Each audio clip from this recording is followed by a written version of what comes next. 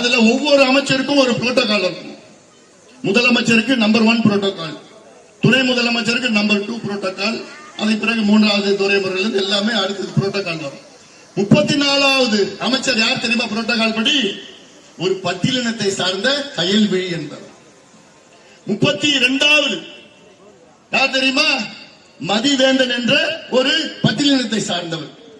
30வது அமைச்சர் ஒரு பட்டியலினத்தை சார்ந்த அமைச்சர். அப்போ இந்த பட்டியலின கணேசன் பட்டியலினத்தை சார்ந்த 30வது. அப்ப பட்டியலின மக்களுடைய ஓட்டு மட்டும்தான் வேணும். ஆனா அவங்களுக்கு நீ 34வது கடைசி இடம் கொடுப்ப, 32வது இடம் கொடுப்ப, 30வது இடம் கொடுப்ப. என்னையா நடக்குது ஆட்சி? சுத்தி இருக்கிற முதலமைச்சர் சுத்தி இருக்கிறது யாரு? 4 வியாபாரிகள். அமைச்சர்கள் நான் சொல்ல மாட்டேன், 4 வியாபாரிகள் தான் ஸ்டாலின் அவர்களை சுத்தி இருக்கிறாங்க. யாரு 4 வியாபாரி? அதுல பெரிய பெருச்சாலி யாரு? ஏவா வேலு, ஊழல் பெருச்சாலி, பெரிய ஊழல் பெருச்சாலி ஏவா வேலு. 2வது சேகர் பாபு, அடுத்தது 10 ரூபாய் 10 ரூபாய் பாலாஜி, அடுத்தது நேரு. பேர் தான் நேரு, காந்தி, ராணிப்பேட்டையில் ஒரு காந்தி, பேர் தான் நேரு காந்தி. இவங்க 4 பேரு தமிழ்நாட்டில் இருக்கிறதெல்லாம் கொள்ளடிக்கிற பொன்முடி முடிஞ்சு போச்சு. கதை முடிஞ்சு போச்சு, ஒதுக்கிட்டாங்க. இவங்க 4 பேர் தான் முதலமைச்சர் சுத்தி உட்கார்ந்துக்கிட்டு அவங்களோட கிச்சன் கேபினெட் அவங்க வீட்டுல போய் உட்கார்ந்துக்கிட்டு இருக்கிற காசெல்லாம் அங்க அங்க கொள்ளடிச்சு மிரட்டிக்கிட்டு தேர்தல் வந்தனா பணம் மூட்டி எடுத்துட்டு வருவான், வந்து கொடுக்க போறான்னு. அதான் அங்க கள்ளக்குறிச்சியில இருந்து வந்த நினைப்பது. கள்ளக்குடி ரிஷிவந்தன் தொகுதியில அங்கே ஒரு பெருச்சாலை ஒண்ணு இருக்கு. 10 செந்தில் பாலாஜி இருக்கணும். வசந்தம் கார்த்திக் இன்னும் 1 மாசம் ஜெயிலுக்கு போறாரு. சிபிஐ வழக்கு இருக்கு. கள்ளச்சாராயம், கள்ளக்குறிச்சினாலே கள்ளச்சாராயம். 67 பேர் கொலை செய்த சம்பவம் கள்ளக்குறிச்சி. 67 பேர். அது வந்து கள்ளச்சாராயம் சாவு கிடையாது. திமுக முதலமைச்சர் ஸ்டாலின் அவர்கள் 67 பேரை படுகொலை செய்த சம்பவம் கள்ளக்குறிச்சியில் நடைபெற்றது கடந்த ஆண்டு. அதெல்லாம் மறக்க முடியாது. அந்த 67 பேர்ல 63 பேர் பட்டியலின மக்கள். இப்படி காசுக்காக கஞ்சா வித்து, சாராயத்தை வித்து, கள்ளச்சாராயத்தை வித்து அத்தனை மக்களை சுரண்டி பெண்களை இழிவுபடுத்தி மானபங்கம் செய்து ஒரு பாதுகாப்பு இல்லாத ஒரு சூழல் தமிழ்நாட்டில். அதனால்தான் ஒரு மாற்றம் வர வேண்டும் என்று நாங்கள் ஒன்று செய்திருக்கின்றோம். தமிழ்நாட்டை காப்பாற்றணும். 5 ஆண்டு காலம் இவர்களுக்கு வாய்ப்பு கொடுத்தாச்சு. 5 ஆண்டு காலம் வாய்ப்பு கொடுத்து தமிழ்நாட்டை நாசப்படுத்திட்டாங்க. முதலமைச்சர் ஸ்டாலின் அவர்கள் 5 ஆண்டுகளுக்கு முன்பு உங்களுக்கு எத்தனை வாக்குறுதி கொடுத்தார்? 505 வாக்குறுதிகள். அது எத்தனை தினமா நிறைவேற்றிருக்கிறாங்க? வெறும் 66. எத்தனை விழுக்காடுனா 13 விழுக்காடு. 13 விழுக்காடு என்றால் ஒரு தேர்வுல எக்ஸாம்ல குறைஞ்சது எத்தனை மார்க் எடுத்தா பாஸ்? 35 மார்க். திமுக எத்தனை மார்க் எடுத்திருக்கு? எவ்வளவு? 13 மார்க். மக்கு ஃபெயில் ஆயிடுச்சு. மக்கு 13 மார்க் எடுத்து ஃபெயில் ஆன கட்சி மறுபடியும் ஆட்சிக்கு வரலாமா? வர முடியுங்களா? தூக்கி போடுங்க. ஃபெயில் ஆயிட்ட இப்போ அடுத்து எங்க கூட்டணிக்கு வாய்ப்பு கொடுங்க. எங்க கூட்டணி வந்தால் விவசாயிகள் மகிழ்ச்சியாக வாழ்வார்கள். நெல்லுக்கு ஒரு குவிண்டாலுக்கு 3500 ரூபாய் உங்களுக்கு நாங்கள் தருவோம். நம் ஆட்சியில் கரும்பு ஒரு டன்னுக்கு 5000 ரூபாய் நாங்கள் தருவோம். நம் ஆட்சியில் நெசவாளருக்கு தனியாக பட்ஜெட்டை நாங்கள் போடுவோம். இப்ப விவசாயிகளுக்கு பட்ஜெட் இருக்கு, நெசவாளருக்கு தனி பட்ஜெட்டை நாங்கள் போடுவோம். நம் ஆட்சியில் சமூக நீதியை நிலைநாட்டுவோம்.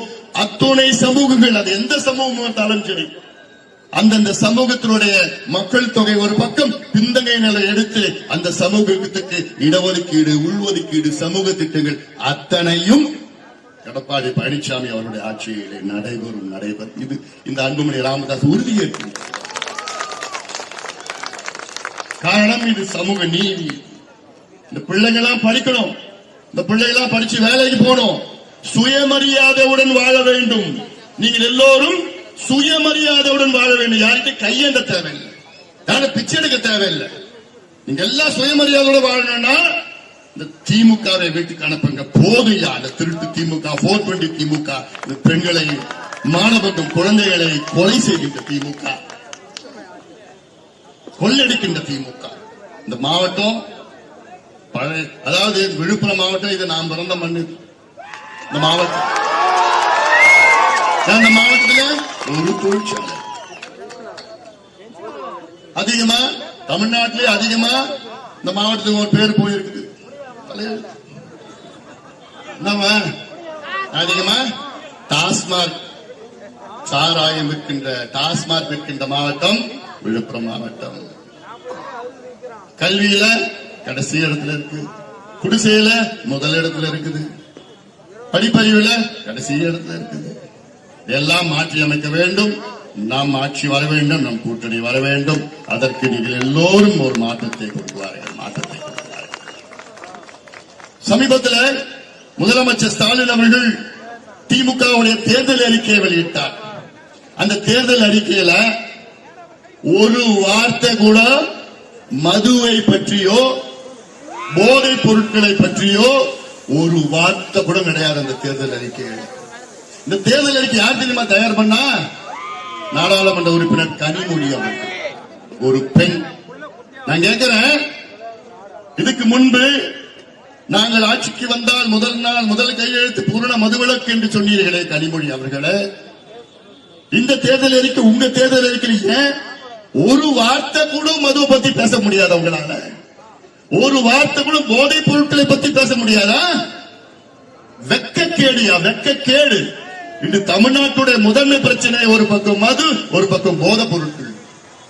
எடப்பாடி பழனிசாமி அவர்கள் சில நாட்களுக்கு முன்பு தேர்தல் அறிக்கை வெளியிட்டார். அல்ல, அவங்களுடைய தேர்தல் அறிக்கையில நாங்கள் ஆட்சிக்கு வந்தால் படிப்படியாக மதுவிலக்கை கொண்டு வருவோம், நாங்கள் ஆட்சிக்கு வந்தால் போதை ஒழிப்புக்கு தனி பிரிவை உருவாக்குவோம் என்று சொன்ன எடப்பாடி பழனிசாமி எங்க? வாயை மூடிக்கிட்டு அமைதியா இருக்கின்ற ஸ்டாலின் அவர்கள் எங்க? ஸ்டாலின் அவர்கள் சமீபத்தில் சொல்றாரு, நாங்க 8000 ரூபாய் கூப்பன் கொடுப்போம் ஆட்சிக்கு வந்தா. அந்த கூப்பன் என்ன தெரியுமா? அதாவது 5 வருஷமா முதலமைச்சர் இருந்துட்டு நான் தமிழ்நாட்டுக்கு இதை செஞ்சு அதை செஞ்சேன்னு ஓட்டு கேட்க தெரியல அவருக்கு. ஏன்னா எதுவும் செய்யல. அதை விட்டுட்டு நான் இதுக்கப்புறம் ஆட்சிக்கு வந்தா உங்களுக்கு 8000 ரூபாய் கூப்பன் கொடுக்கிறேன். கூப்பன்னா வெத்து பேப்பர், காகிதம். அந்த கூப்பன் நீங்க வாங்கணும்னா 3000 ரூபாய் திமுக காரன் லஞ்சம் கொடுக்கணும். அந்த கூப்பனை திமுக குடும்பத்துக்கு தான் கொடுப்போம். ஆனால் எடப்பாடி பழனிசாமி அவர்கள் 10,000 ரூபாய் நேரடியா உங்க பேங்க் அக்கவுண்ட்ல உங்களுக்கு கொடுக்கிறார். எடப்பாடி பழனிசாமி 8000 ரூபாய் வெறும் வெத்து பேப்பர் கூப்பன் பெருசா, 10,000 ரூபாய் பணம் பெருசா? 10,000 ரூபாய் நேரடி. அதுல நீங்க எதை வேணா வாங்கிட்டு போன, கூடவே ஒரு ஃப்ரிட்ஜ் கொடுக்கிறார். அதனால இதெல்லாம் நீங்கள் சிந்திங்க, ஏமாறாதீங்க தயவுசெய்து. போதும்பா, நீங்க எல்லாம் ஏமாந்தது போதும். திமுக காரங்க உங்களை ஏமாத்தியது போதும். ஆசை வார்த்தைகள் மட்டுமில்ல, தேர்தல் வந்துடுச்சு, அந்த மூட்டை மூட்டையா எடுத்து இறக்குவானுங்க. சாராயம் காசுல சம்பாரிச்ச அந்த பணம், கஞ்சா வித்து சம்பாரிச்ச அந்த பணம், கள்ள சாராயம் வித்து சம்பாரிச்ச பணம், அந்த 67 பேரு கொலை பண்ணானுங்க பாரு கள்ளக்குறிச்சியில, அந்த பணத்து மேல அந்த பணத்தை வச்சு அதை எடுத்து வந்து உங்களுக்கு கொடுப்போம். ஞாபகம் வச்சுக்கீங்க, பெண்கள்லாம் ஞாபகம் வச்சுக்கீங்க. எல்லாம் நீங்க ஏமாந்துட போறீங்க. போதும், இந்த ஆட்சி 420, இந்த ஆட்சி ஏமாற்றுகின்ற ஆட்சி போதும். இதை விரட்டி அடியுங்கள். அதற்கு நேரம் காலம் வந்துவிட்டது. ஏப்ரல் 23ஆம் நாள் தமிழ்நாட்டுடைய விடுதலை நாள், உங்களுடைய விடுதலை நாள், பெண்களுடைய விடுதலை நாள், விவசாயிகளுடைய விடுதலை, நெசவாளர்களுடைய விடுதலை, அரசு ஊழியர்களுடைய விடுதலை நாள். இந்த நாள் ஏப்ரல் 23ஆம் நாள். சென்று அங்கே காலையில போங்க, பூத்துக்கு போங்க. அந்த மின்னணு வாக்கு இயந்திரம், எலக்ட்ரானிக் ஓட்டிங் மிஷின்ல பார்த்தா அங்கே விஜயா, சுரேஷ் பாபு என்ற இரட்டை இலை சின்னத்திலே வாக்களித்து அவர்களை வெற்றி பெற செய்யுமாறு உங்கள் அனைவரையும் பணிவோடு பாசத்தோடு கேட்டுக்கொண்டு